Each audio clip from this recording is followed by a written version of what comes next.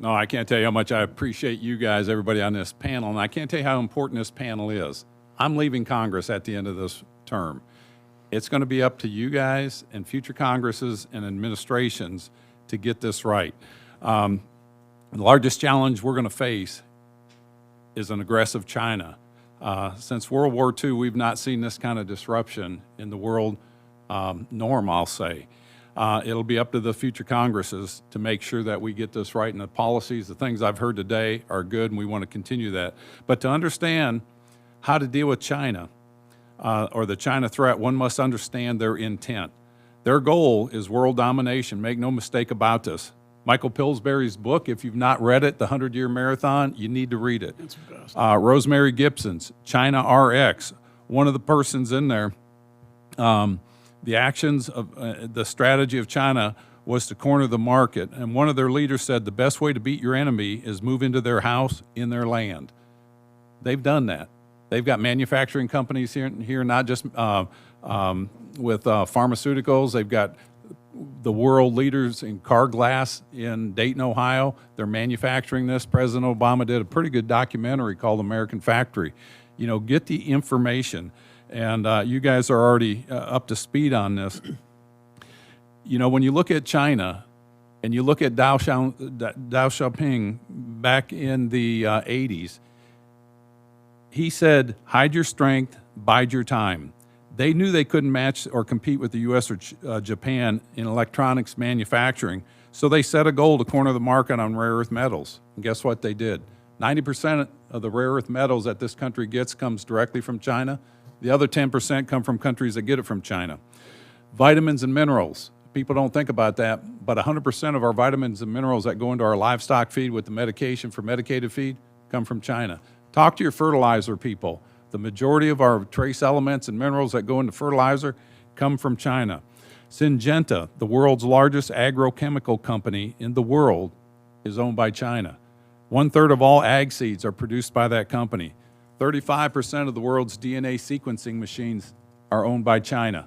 And we can have a discussion about why that is important. I'll be happy to talk to anybody about that. And the list goes on.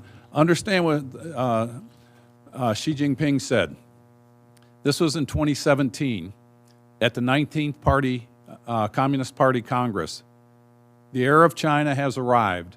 No longer will we be made to swallow our interest around the world. It's time for China to take the world center stage. I mean, it's pretty evident what they're going to do. They have a blue water navy. They're building 5 aircraft carriers. They're securing the second chain of islands in the South Pacific. They have control and building the string of pearl ports around the world.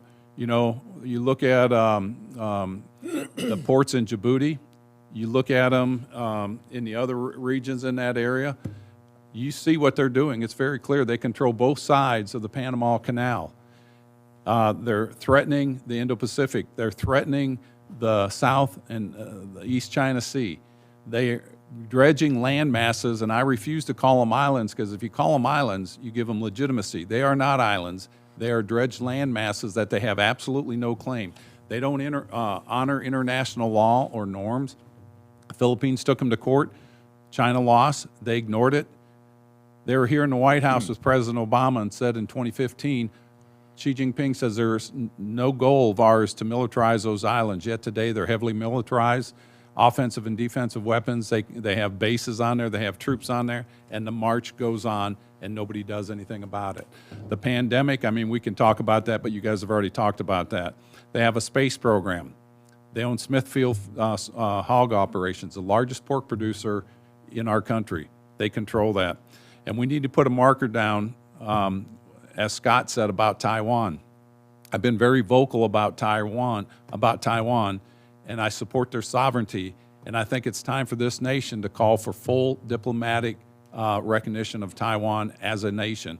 And it's going to cause a hellstorm. But if we do not lay that marker down today, is it going to be possible in 3 years? You guys are all familiar with the ASEAN bloc of nations, I assume. 653 million people, about $3 trillion in trade. They have a compact that they don't interfere with the politics of another nation. And I have sat with Prime Minister Lee of Singapore. I've sat with the incoming chair of Vietnam. and pleaded with them to come together and change that, because that agreement was made over 50 years ago. The world has changed. They've got a very aggressive nation that wants to take over, not just them, but the rest of us. They have to come together as a bloc. And it's time for them to come together with our support. And I told them it would not just be you standing up to China. It would be us. It would be Australia. It would be the Great Britain. It would be Germany. Hell, even the French said they would come out there in the Navy with their Navy. You would also see Japan, India, Australia, South Korea. And if we stand up collectively, China has no force. Nobody is advocating for a kinetic conflict with China. But economically, we can get their attention. Xi Jinping cannot afford that pressure at home.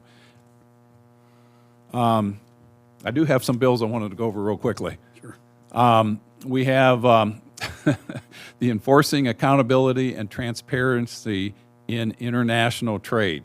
I call it the Eat It Act because China today is still hiding under developing nation status at the WTO. They have the second largest economy. I mean, the Blue Water Navy, a space program, come on.